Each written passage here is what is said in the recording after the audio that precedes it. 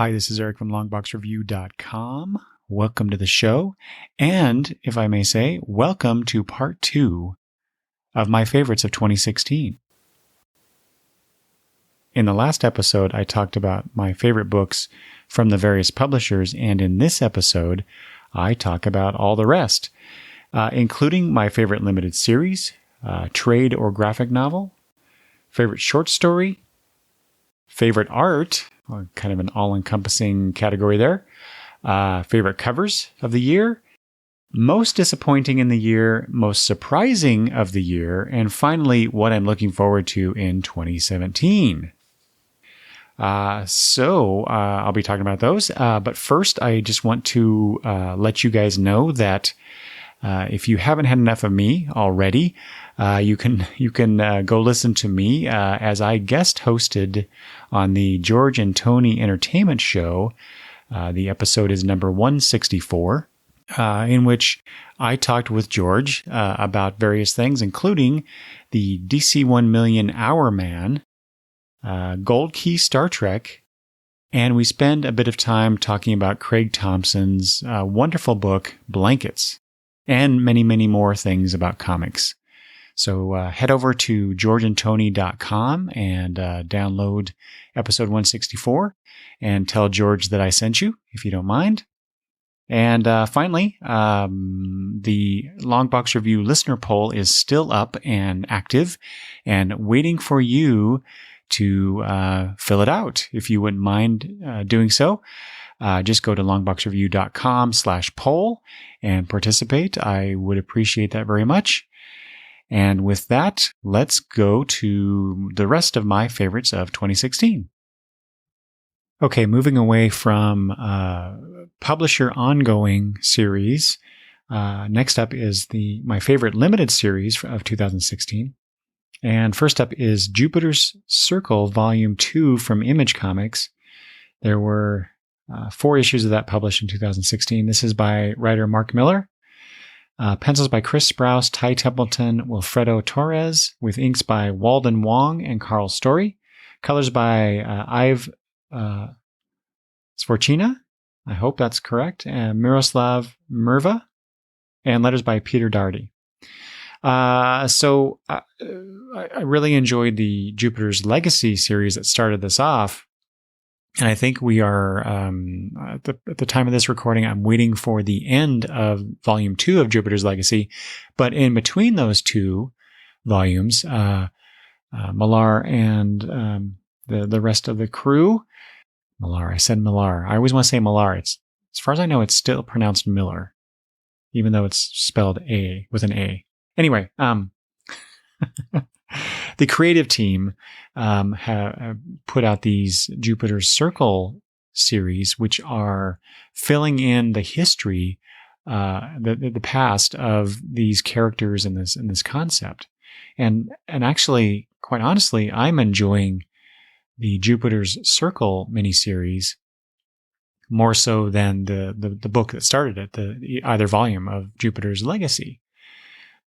It's just I like the Silver Age meets reality feel that you get from the Jupiter Circle books, and this latest volume 2 was no exception.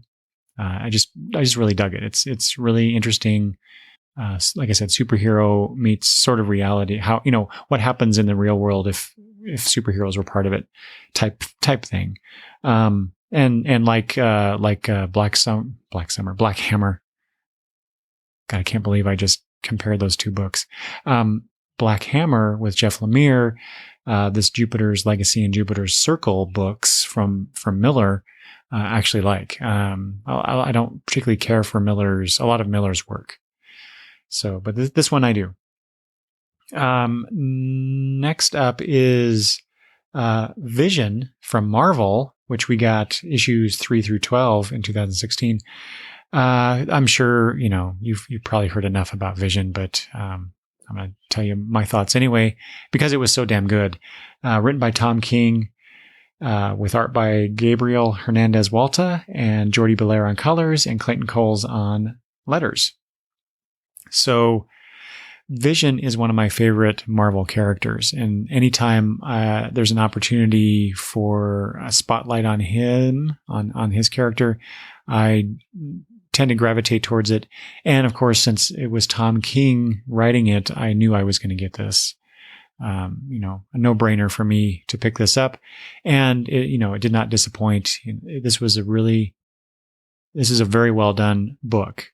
The art on it is just fantastic. It's this great contrast to the what I think of in my mind as this quiet, intense superhero suburban noir. Say that 5 times fast.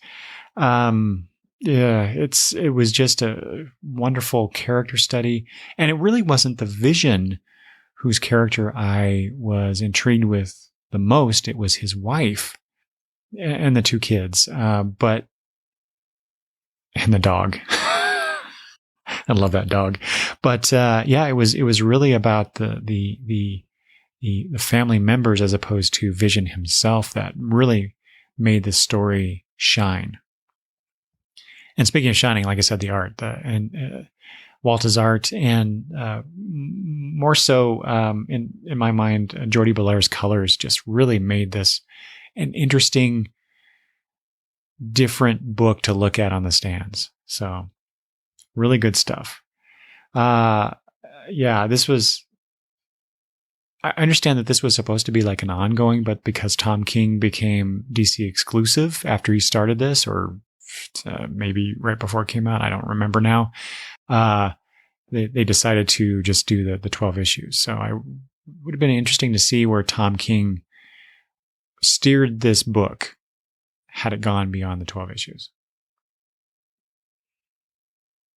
From DC, a limited series, The Legend of Wonder Woman. There were 9 issues of that in total by writer and artist Renee DeLise and inks and colors by Ray Dillon. This was almost my very favorite limited series of the year because it was just wonderful and beautiful work by these 2 creators. This is right now with Wonder Woman, or with DC Rebirth in the Wonder Woman book, we're getting yet again another origin story told. And I think that the Legend of Wonder Woman series, that should be Diana's origin story. Done. No more. Ever. There was a planned volume 2 that the creators were going to do, but I guess I heard that DC canceled it for some stupid reason, which is very unfortunate. However, I will be anything that these 2 folks work on in the future. I will be picking up because their work is just phenomenal. Especially, I don't know, this last year, I have been really paying attention to the colors of the books I read, and just almost being more enamored with the colors. There's a book on here that I'm going to talk about later that I'm reading it basically because of the color work on it, more so than anything else about it. But this Legend of Wonder Woman book was just, the colors on it were just incredible. And this is where you see, words and pictures and colors melding together to tell an interesting story. Comics are all those things. And this book does a really good job. Just like the Vision, that the group on the Vision too was just, they brought their A game, is I guess what I'm trying to say here. So you should definitely pick that up if you have not. If you're a fan of Wonder Woman or not, you will see what good comic books can be. And then finally, and this is, I'm ashamed to say, I was impressed as hell by this next book, my favorite limited series, because it wasn't presented, it wasn't published in the typical limited series way where you get 5 or 6 issues or whatever of a book that comes out every month for however many months. This was a series of stories that was in the Legends of Tomorrow anthology from DC. And what I'm talking about is the Sugar and Spike portion of the Legends of Tomorrow anthology. So this is obviously from DC, written by Keith Giffen, lovely art by Bilquis Evely, who is now on Wonder Woman, which that's really nice. I'm really looking forward to. I've read 1 issue so far of her Wonder Woman, and I love it. And colors by Ivan Placencia and Matt Lopes or Lopez. Tom Napolitano and Sal Cipriano on letters on that. When they first announced this Sugar and Spike series or limited series, I don't know. I honestly don't remember what they described this as. But I knew Keith Giffen was involved, and I thought, that will probably not be on my radar. I probably won't be getting that. But then DC, for some reason, and they had announced a bunch of things like Metal Men and Metamorpho. Actually, I don't remember if they announced Metamorpho or not. Anyway, I remember some of the things that they had announced. I think it was, memory fails me, but I think it was around the time of DCU or shortly after that. I don't remember now, but it doesn't matter. But then they decided to take those things and repackage them in this Legends of Tomorrow anthology, which came out about the same time that the TV show came out, maybe shortly thereafter. It was a weird intersection of these comics and the TV show, because they really have nothing to do with each other. Although there was a Firestorm story in that anthology. But out of all of the stories in there were, like I said, Firestorm, Metamorpho, Metal Men, and Sugar and Spike. I think that was it. Sugar and Spike was far and beyond the best work in that anthology. And even though I had reservations about it, that was the one that like I said, is the best one. And I just really got into it. It's a wonderful romp through DC's history, modernized, through the update of the characters Sugar and Spike. So instead of being these, kid characters that were published many years ago, they're now adults. They're working together. They're private investigators of a sort, but they have a specialty, and they help recover or investigate things involving superheroes. And so Giffen and Evely and the others took. I don't know who took the inspiration, but they took inspiration from some old DC comics, like when Superman built an island of himself. And remember when Batman had all those the rainbow colored costumes in one story, and there was a Legion story in this. I think it was the final issue of it. They took these inspirations from previous works and built stories around them, involving, like I said, the DC history. And it was just a lot of fun. And the Sugar and Spike characters have this really weird and interesting relationship, this dynamic.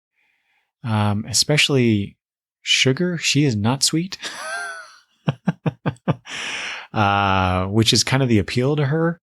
But, you find out she really does care about Spike and has. Well, they left the series on a note where they could easily come back to these characters, and I'm hoping that they do. So I know that DC put out a trade of just the Sugar and Spike stuff, and I highly recommend you pick that up. Okay, next up is my favorite trade or graphic novel, and I have 2 trades and a graphic novel. So first up is something that I picked up early in the year. It's actually a reprint of something that came out. It was the 10th anniversary of this book, but it came out in 2016. So therefore it's on my list because it was so damn good. That is 12 Reasons Why I Love Her from Oni Press. This was written by Jamie S. Rich and art by Joelle Jones. It's a black and white book, but oh my God. So Joelle Jones is becoming my new Fiona Staples in terms of this artist can do emotion so well, and the art is recognizable. But if you compare the work on this to something that you see nowadays on the stands Joelle Jones doing, just compare even Supergirl, was it Being Super, and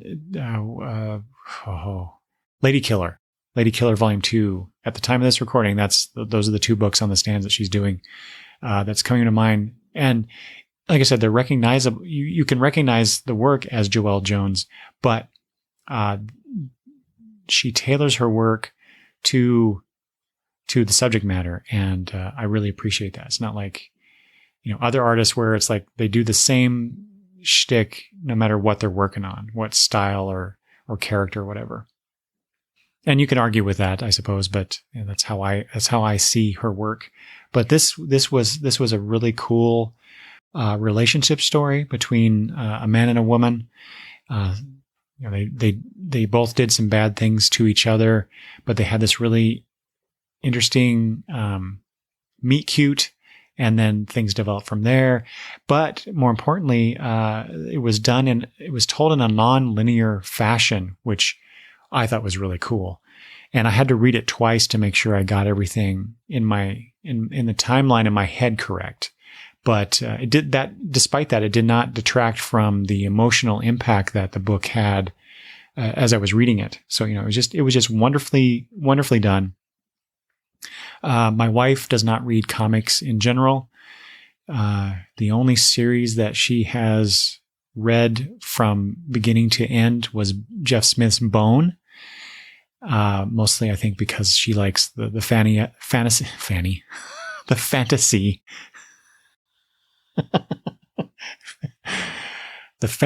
aspects of that book. So she's never really been interested in much of anything else in comics, but I gave her this book to read. She still has not read it, but I'm still hoping that she'll read it because I think she will enjoy it. The next one is Love is Love, which came out right at the tail end almost at the very end of 2016. This is from IDW, but with help from DC Comics. I'm not going to list all the creators because there were a ton of people involved in this. But it was organized by Mark and Draco, and it was published to benefit the victims and families of the Pulse nightclub shooting in Florida. So what you get is a collection of a bunch of vignettes, sometimes just splash page stuff. Just, I sat down and read this at the end of the year, and I'll be quite honest, a few of those things brought tears to my eyes. It was it had a lot of impact, as it should, considering what it's for. So, and at the very least, even if you don't care as to why it was done or who it was done for, just to look at all the various creators and their offerings for this book is just a delight in itself. So, if you hadn't picked that up, or hadn't even heard of it, even, I do recommend you do pick it up and read it. It's a well done collection of things, and has good messages and helps people. So, what better cause can comics have than that? And then finally, my favorite trade of 2016 was the Star Trek Starfleet Academy from IDW collection. So there were 6 issues, I believe, of this. This is written by Mike Johnson with Ryan Perot, artist Derek Charm, and his work was charming, if I may. Letters by Neil Utaki and World Design. Also the two letterers who work on the Star Trek book proper. So anyway, I wrote a review of this on the blog at longboxreview.com, as I tend to do as I read trades. So you can go read that if you want more detail. But this was such a delight. I love Star Trek, obviously, but this was a great new. I had a bunch of great new Star Trek characters, so they're expanding beyond the Kirk, Spock, McCoy, and the rest of the bridge crew dynamic. The story focused on a couple human characters, a Vulcan and Andorian. I always love it when Andorians are included, and a Monschetchkin, I think. Obviously this is still in the Kelvin timeline. So the plot line involved. There were two plots in this. There were these new characters, which I absolutely loved.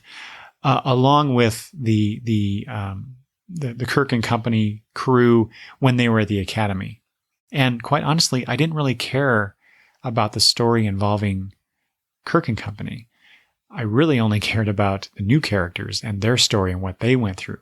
So, and at the end, I couldn't wait. I can't wait to read more about these characters. So I'm hoping that IDW revisits that concept. Again, I think so I know that they're putting out, like I said, at the time of this recording, they're putting out, I want to say it's called Star Trek Waypoint. It's an anthology series where they examine a bunch of different, Star Trek concepts. I know they have a next gen story and a Voyager story and other things. And I think that these new, Star Trek characters, the Starfleet Academy characters are involved at least in one story in that anthology. I don't know because I for some stupid reason, I decided not to get it in single issues. I was waiting for the trade, which I now regret because it's, I think it comes out every 2 months or something like that. And so I think they're up to issue 4 or that was solicited just recently in previews. So it's going to be a while before I get it. But man, I can't wait to read that. And like I said, read more about these Starfleet Academy characters. Moving from a longer collection to short story, my favorite short stories of the year. And yeah, you can look at a single issue as a short story, as a standalone, and I would, but in the case of the ones I chose, these are all part of. They were one story among at least a couple, if not more. For example, the DC Rebirth Holiday Special was a collection of stories, of which one of my favorites here, The Night We Saved Christmas, which was a Batman and Detective Chimp story, which was just a delight. So this story was by Heath Corson and Gustavo Duarte. Artist was Gustavo Duarte with colors by Marcelo Mayalo and Carlos M. Manguel on letters. So, like I said, a Detective Chimp and Batman. The art was kind of a Frank Miller-esque, had a bit of a Frank Miller-esque attitude to it, especially in the way that Batman looked. I don't know if that was just my interpretation or if perhaps that was an intentional homage, along with a Keith Giffen-esque type humor to it. So it was just a lot of fun. Santa Claus shows up, so does Rudolph. In the end, Detective Chimp spends Christmas Eve with Bruce Wayne and Alfred. It was just a lot of fun. And while not officially part of my favorite short story category, I also just want to say I really like the frame to that DC Rebirth Holiday Special, which featured Harley Quinn. But mostly I say this because Elsa Chartier's art, Elsa Chartier did the art for that, and I just like her work so much. But that was a nice little read, because Harley introduced the whole thing and a page or two. And in between the stories, there would be these interludes featuring Harley, and it was just fun. Next up was a really good story in the Batman Annual number 1 for 2016, called Good Boy. Good Boy. Written by Tom King, David Finch did the art. Gabe El-Taib. So interestingly enough, this is Beatle, like the Beatles spelled backwards, which I thought was kind of weird. But El-Taib, Eltaeb. I'm not sure how to pronounce that. El-Taib. Darren Bennett did the letters. So this is a new origin story, or an updated origin story, or something involving Ace the Bat Hound. There's lots of humor in here, lots of Tom King humor. If you read his books, and I read, I think, all of them, or have read all of them, you get a sense of his humor style. And this is very evident in this book. For example, I think the story opens up with, in fact, I'm going to grab the book right here and make sure I know what I'm talking about. Got to find it first. Yeah, here we go.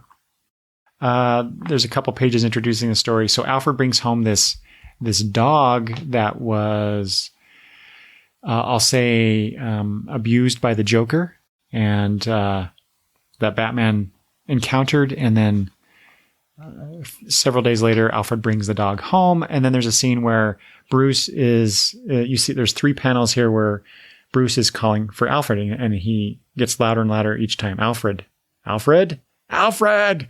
And it really reminded me of the Alvin and Chipmunks song, that Christmas time song that they do, that they play every year.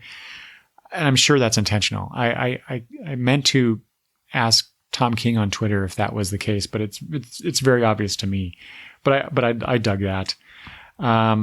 There's also the visual gags going on one page of, several pages, a couple pages anyway, of Alfred training Ace. So he's got some padding on, teaching Ace how to attack on command, I guess, and it doesn't go well. And in the I'm sorry, I'm looking at this again. It's just so much fun. In the background, Batman is sitting at his computer, talking through these cases that he has over the month of October, November, and December. And there's a lot of fun wordplay here. For example, he says, a dual hostage taking at the 2x2 Dance Studios biannual charity ball. It seems almost too obvious. And so, it's Two-Face. But that kind of wordplay, I dig, right? One of the panels shows Batman just simply saying "Kite Man." I love it. I love it. But then at the very end, what gets you is, oh wait, no, there's something else here. At one point, Bruce says, Alfred, you tried, but this is not going to work. The dog is broken. The Joker broke him. And he says, some wounds don't heal. And then Alfred's looking at the picture of the Waynes together. But then there's a scene where we're getting closer and closer to Christmas time in December here. Batman comes in. He's got a knife stuck in his shoulder, and he pulls it out and sits down at his back computer chair. And Ace comes up and comforting Bruce. And Batman says, "It's okay, boy. It's okay. I'm fine.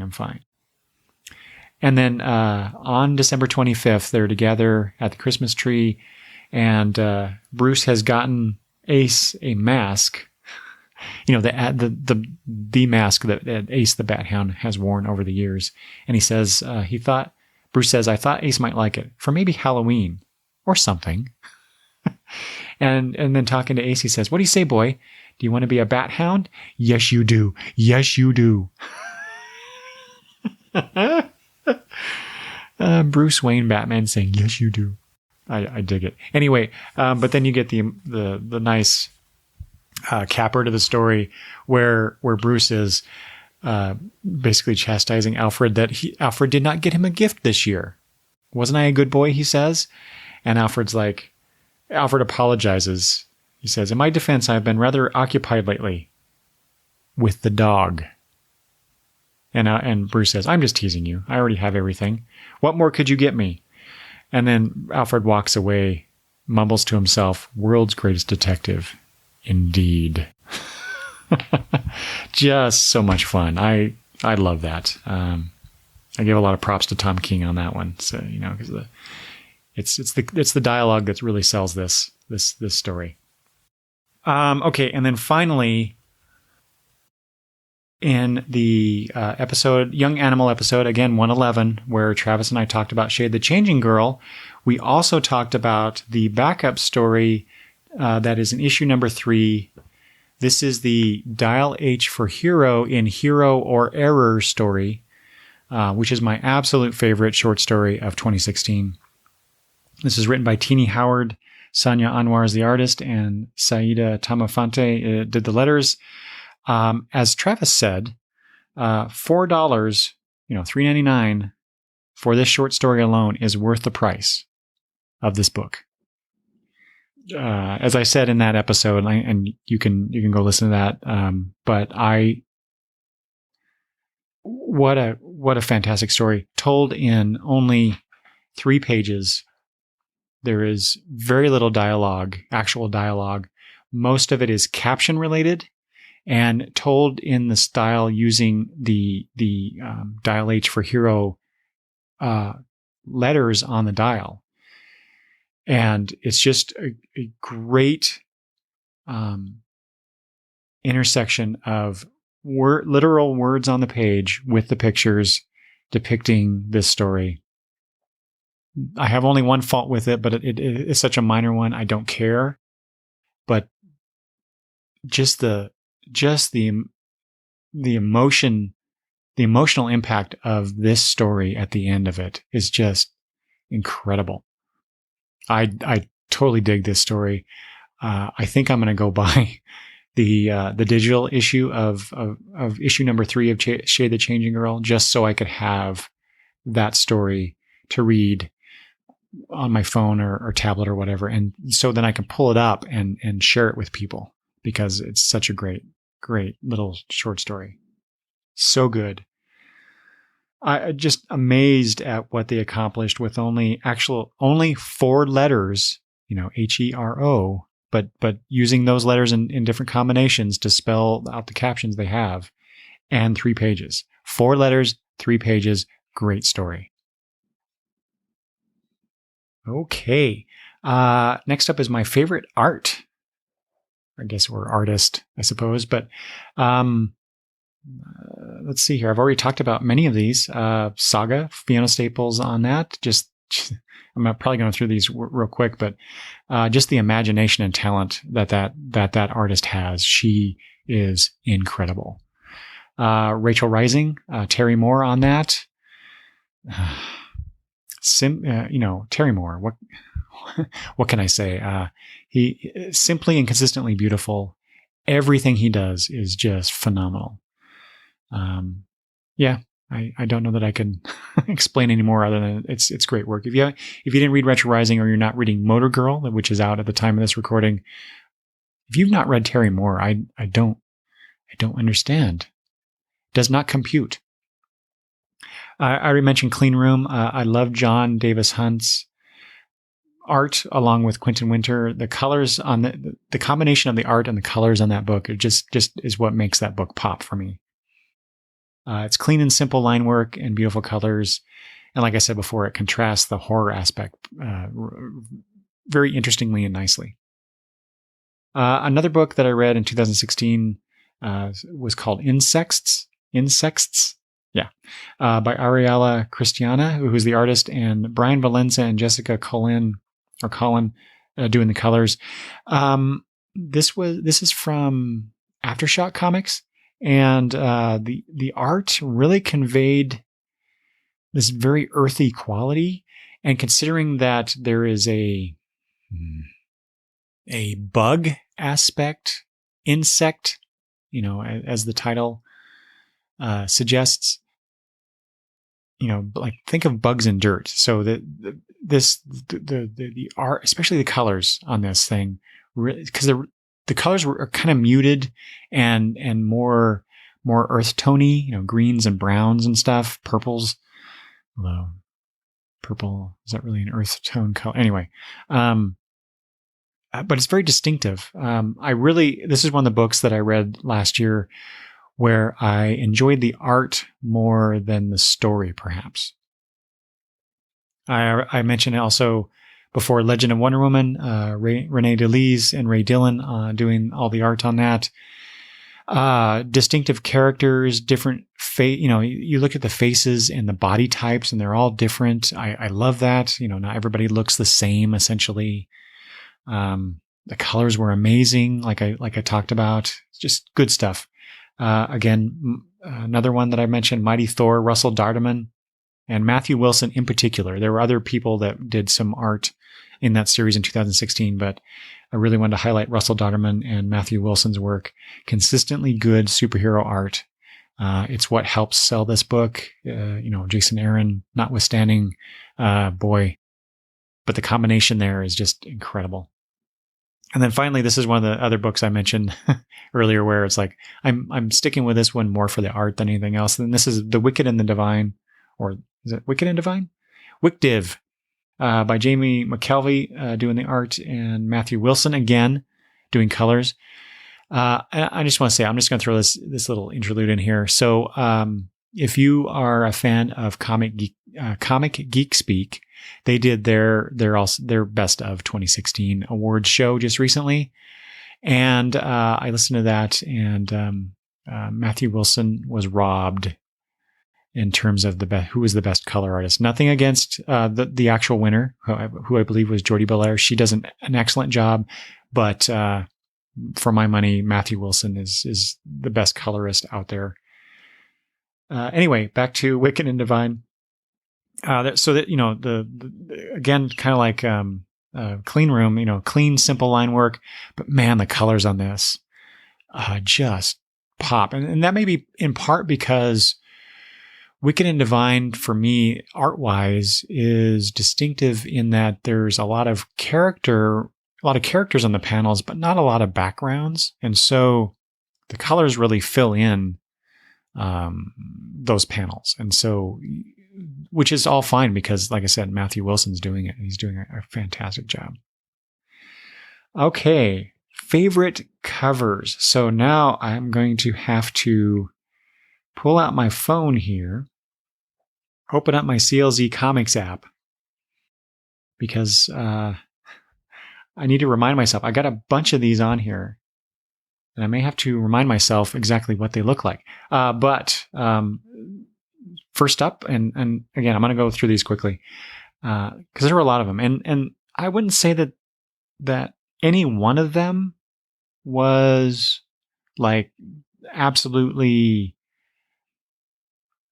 compelling, but I enjoyed the composition or the colors or something about the work that really spoke to me. So that's why I chose these. And like I said, a bunch of these. One of which is All New, All Different Avengers #4 by Alex Ross. This is the issue where you see Thor and Captain America kissing on the cover. I like the fact that they're doing that. It was an interesting take on those two characters. Unfortunately, they didn't really do anything with that. Sam Wilson had a conversation with Jane about that, but that was about it. So they never really got back to that, unfortunately. But I like the red, white, and bluish tones of it. Echoing Captain America's suit. Red, white, and blue. That motif, very eye catching. Black Hammer #2 by Dean Ormston and Dave Stewart. So on that cover, they're in the background. There's this giant mechanical monster blasting the city and coming towards the character in the foreground, which is Golden Gale, and in the forefront, and you see her just in silhouette.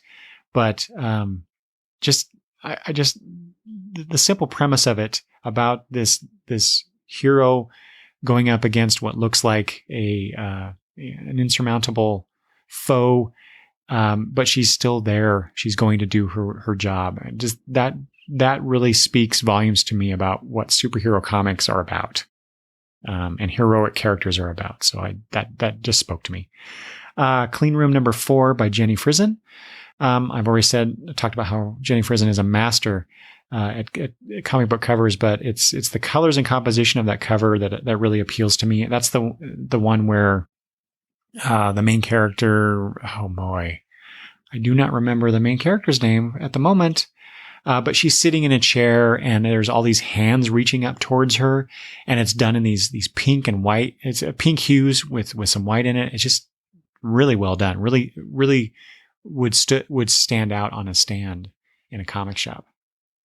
And pink seems to be the color of choice in that book, which is an interesting choice, interesting stylistic choice. So I enjoyed Constantine the Hellblazer number 11 by Riley Rossmo, mostly because of the colors. So you got Constantine in kind of small on the cover, and you have Deadman coming. I'm not sure if he's coming out of Constantine or coming into him, but just the way it kind of elastically wraps around the cover. So you got Deadman in red and on this yellow, basically this yellow background. And so again, very distinctive, very few colors on the cover, and it just kind of pops out. In fact, Deadman has this, well, I said elastically, but think more, goes ectoplasmically, perhaps. That was really good. Grayson number 18 by Mikhail Yanin. I love Yanin's work. Oh my God. Beautifully drawn and colored. I like, so there's 3 different pictures of Grayson on there. Each one, the top one smaller than the middle one, and the third one at the bottom is the biggest picture of Grayson on the cover. But I just beautifully done. Colors are just incredible. I like the white animals on here, mirroring the aspects of Grayson. That one I'm going to look up here. Hold on one second. This is really good for podcasting. Well, that took longer than I thought. But there's this snow owl, predator-like thing. Oh, and then the spider for Spiral, and then bats in the lower right corner. Just a beautiful looking cover. And boy, Yanin can really draw Dick Grayson really well. I mentioned Insects as far as favorite art, but I liked issue 4 in particular. I usually don't. This is by Ariella Cristantina and Brian Valenza. I usually don't like just strict character covers. Those are just mostly boring. Not a lot going on there. But the intricate nature of this cover, with the visually interesting background material, the kind of stuff going on in the background. And like I said, what I said about the colors in the series in general really appealed to me. Lady Killer Volume 2, Number 2 by Joelle Jones and Michelle Madsen. So this is an interesting blend of domesticity and murder. So you got the Lady Killer character just kind of sitting on the floor there. She's all disheveled, and I think she's got blood on her.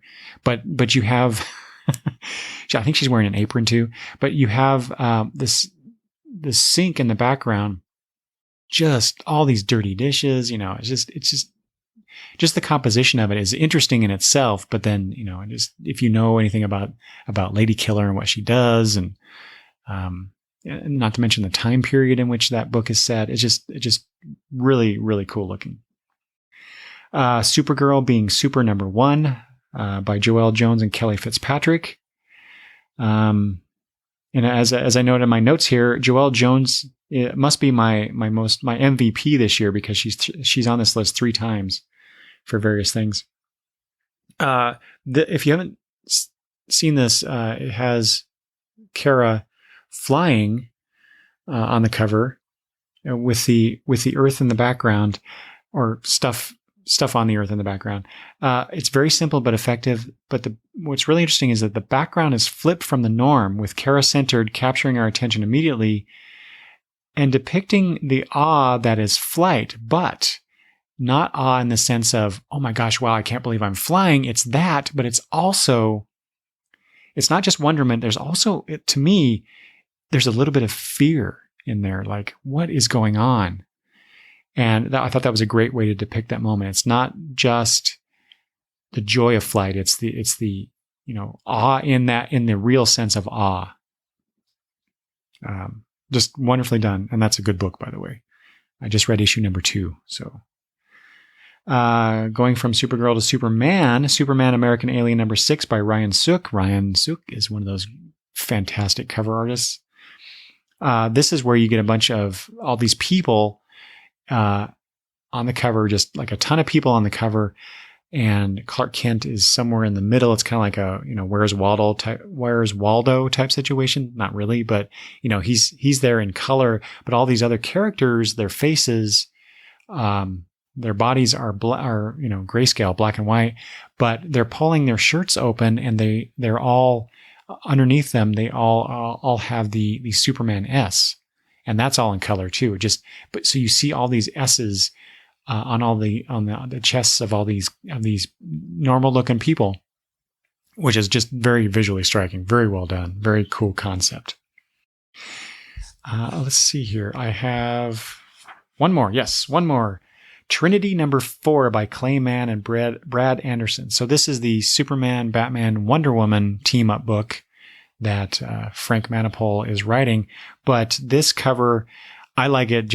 I said I don't like character covers, but this has the 3 characters on there. But Wonder Woman is forefront. She's up. She's in the center. She's pointing a sword at us. I just love the look on her face. That was very well done by Clayman. Kind of wish Clayman was doing the interiors. It's like the look on it, like I said, the look on her face and her costume. That version of the Wonder Woman costume is the one that they should be using in all the books, and in a sense they are. But artists will throw in their own little tweaks to some of these costumes. I just like it. Good composition. Okay, we are getting to the home stretch, I think here. My most disappointing things in comics in 2016. Number 1 is Paybacks Volume 2. When I first saw Paybacks Volume 1, which I think was at Dark Horse, I believe. I think there were 4 issues of that, maybe 5. I want to say 4. Then it was canceled, but the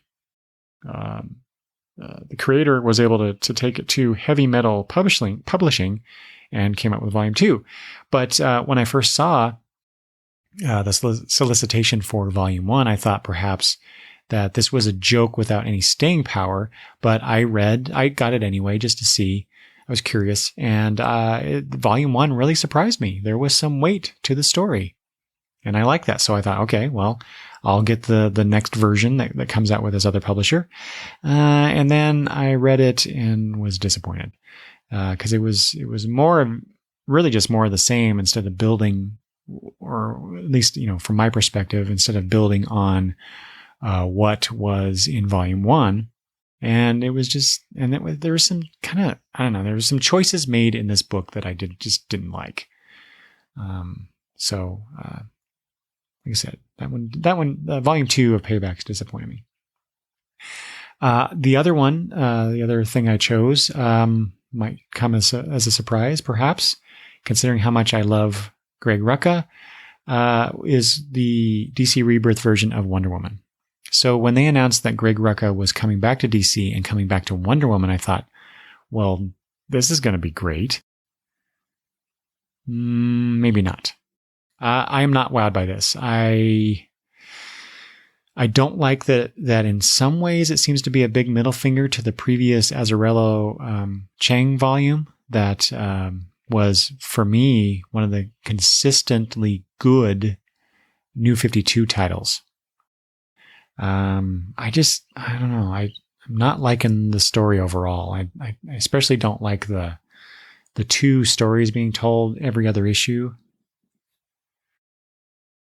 I don't know. It's an interesting choice, but I'm really not digging all that much. So I'm probably going to be dropping Wonder Woman soon, which pains me, like I said, because especially since Greg Rucka is writing it. Now that Bilquis Evely is on the art, I may stick around a little bit longer just because I like her art so much. But we'll see. And then finally, I mentioned Terry Moore as one of my favorite artists with Rachel Rising. But Rachel Rising ending is one of my most disappointing events of 2016. There was so much more to this world that we were just getting into when Terry decided to cut it short. I'm sure because of sales, because the quality of the work is phenomenal, as always. Which is too bad because we had I think we had a pretty good run of the initial story, which was Eve coming back to wipe out basically humanity because she feels, humanity demonized her and betrayed her. And, what does she care about these horrible people that inhabit the earth? But then there was the devil character whose name I can't remember that was part of this. And so that got resolved. But then we were getting into the story of who actually killed Rachel, which starts the story, started the comic. And I mean, that gets resolved, but there was so much more that they could have done, or that Terry Moore could have done with this world and those characters. So that's unfortunate that it ended. But now we have a new book by Terry Moore, and we're going to get New Strangers in Paradise next year, I believe. Okay, let's move on from the more negative to the more positive, the most surprising things about 2016 in comics for me. And first on my list is the Young Animal imprint. And like I said, I talked about this in depth with Travis on episodes 110 and 111. So you can go listen to those. But initially I was skeptical about this imprint. Gerard Way, I'd read one thing by Gerard Way, and I know he was the singer to My Chemical Romance. And so why are they giving this to this pop star guy? But I was wowed. Like I said, especially with Shade the Changing Girl, which I think is the strongest book out of the four that we have so far. But like I said, go listen to the episodes 110 and 111 for details on that. Also surprising, Superman and Action Comics, that combination. I talked about Superman and who's behind that, but Action Comics is by writer is Dan Jurgens, artist, the great Patrick Zurcher. I love his work. And if you don't follow him on Twitter, man, you should, because he talks a lot about craft and composition and just his opinions about the industry. I love reading his stuff. Also doing the art on Action is Tyler Kirkham and Steven Segovia with inks by Art Thurbert, who did inks on issues 961 and 962 of Action Comics. Colors by Tomumori, Ulysses Areola, and Arif Prianto. And letters by Rob Lee and Dave Sharp. Like I said, I already talked about Superman, but you have the added dimension of the combination of, especially in Action, but in Superman Action Comics, you have the added dimension of the Luthor Superman dynamic, this new Clark Kent, which we are here in 2017, we are just getting into who that Clark Kent is and what his deal is. And you got Lois Lane back at the Daily Planet. So all that stuff taken together, the Superman books are the most surprising aspect of DC Rebirth to me, quite honestly. And which is great because I love Superman. He's one of my very favorite superhero characters of all time. And glad to see that I think a lot of attention is being played. A lot of attention paid. That's what a lot of attention is being paid to Superman in these two books. So that's wonderful. Ultimates and Ultimates 2, was one of the surprising things about 2016. I already talked about that at length. Oh yeah, I mentioned that he worked on a couple books. Here are my notes. I actually put them in here in this spot instead of the earlier part. I was already impressed with Al Ewing, like I said, because of his work on, it's Mighty Avengers. not New Avengers. I said New Avengers earlier. And the continuation of that, which was called Captain America and the Mighty Avengers. So great, like I said, great Marvel Cosmic stuff. You should check it out. And finally, I already talked about this too, but most surprising, Sugar and Spike from Legends of Tomorrow. Just like I would read an ongoing of this series. I really would if they did it. But they definitely should do another limited series, if nothing else. So, and go, like I said, go pick up the trade. I think you'll enjoy it. Finally, what am I looking forward to in 2017? Even though we are now 2 full months in and a couple days as I record this. But here are some things that I am looking forward to coming out. First is Frontier by Jonathan Hickman. This was actually solicited to come out in 2016, but because of various things, it's going to be published later. So, and I'm really, there are 2 reasons why I'm really looking forward to this. One, it's Jonathan Hickman doing everything. He's doing writing and drawing. Oh, and this is going to come out from Image. And it's also because and I'm not just going to read the solicitation blurb. It's like Star Trek, ding, ding, ding for me, but super depressing, which Hickman, right? Says, it's like Star Trek, but super depressing. Seriously, not a joke. The Final Frontier is a total bummer. Each issue contains galaxy-expanding bonus content like star maps, breakdowns of alien races, interstellar factions, and detailed spaceship schematics. This is a book tailor-made for me! Frontier is a brand new science fiction story about Utopia lost and how we might just gain it back. I kind of find that last bit to be suspect, considering that it's Hickman, but I am very much looking forward to finally reading this. With all that extra stuff, it's going to be freaking awesome. I hope. Also looking forward to The Damned by Cullen Bunn, Brian Hurt, and Bill Crabtree from Oni. So here you have the fantastic creators that did The Sixth Gun coming back to their first series called The Damned. So they originally did this miniseries called The Damned. Bunn and Hurt wanted to get back to that. And so Oni will be re-releasing the original series, I believe, in trade. Yeah, I think so. I think the trade. Yeah. I pre-ordered the trade. And then after that, they're going to start a new series of The Damned. So the description of this is the following. During the Prohibition era, gangsters grew rich on the vices of the people and rivalries between criminal organizations resulting in open war. But unknown to the masses, a more sinister power controlled the crime cartels, using greed, gluttony, lust, and other sins to fuel a much more lucrative trade, mortal souls. 3 demon families, the Alligaries, the Rourkes, and the Verlocken, control soul trafficking within the city, capitalizing on the rackets to lead unfortunates into their grasp, and poor Eddie is caught in the middle. So there you go. And finally, looking forward to so when I compiled this list, this was a little bit ago before I recorded it. I had not yet read The Old Guard by Greg Rucka and Leandro Fernandez coming out from Image. Since I made the list, I have read issue number 1. So, and now I'm even more convinced that this is going to be a really interesting book.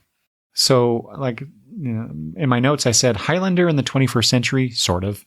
So this is the quote from the release. The story of old soldiers who never die and yet cannot seem to fade away, trapped in an immortality without explanation. And, I don't know how I'm going to say this. Andromache of Scythia, Andy, otherwise known as Andy, and her comrades ply their trade for those who can find and afford their services. But in the 21st century, immortality, boy, I'm having trouble with that word, is a hard secret to keep. And when you live long enough, you learn that there are many fates worse than death. So there you go. Those are my picks for what I'm looking forward to 2017. Besides the fact of, many other great comics, all the comics I've talked about that I loved in 2016, the ones that are continuing on in 2017. all the new stuff that we don't even know about, because I don't know about you, but these last several years of comics have been just an incredible embarrassment of riches, which is probably not the right way to say that, but just the richness of the field of comics is just so incredible and lovely, and I can't wait to read all the great stuff that's going to be coming out. Not to mention all the things that I have already in my collection that I bought and haven't yet read. So comics are great, right? Honestly, I know I'm talking I'm preaching to the choir here, right? But maybe you're first getting into comics and somehow you've stumbled onto my poor little podcast and you may be listening to this. Boy, are you in for a treat as you discover, like not only, like I said, the stuff that's going to be coming out, but all the years, the decades of great comics that are at your fingertips in back issue bins and even available on digital platforms, right? So great stuff. And I feel sorry for the people out there who don't read comics because they're missing out on a great entertainment value. So, oh well. I do my best to bring people into the fold. Unfortunately, it hasn't been that many, including my wife. But my granddaughter Madison loves comics, so that I've been successful once. Great success rate there, Eric. And on that note, I guess I'll end the episode. So I hope you enjoyed this look back at 2016, all my favorites in the various categories. Great stuff that I read, and looking forward to what comes next. I would also look forward to hearing what your favorites of 2016 were. If you'd like to leave comments at the blog, you may do so where this is posted at longboxreview.com. You can also email me at longboxreview@gmail.com. And of course, if you just like to have a quick conversation over Twitter, you can follow me there and contact me that way as well at longboxreview. Thanks for listening, everybody. Bye-bye.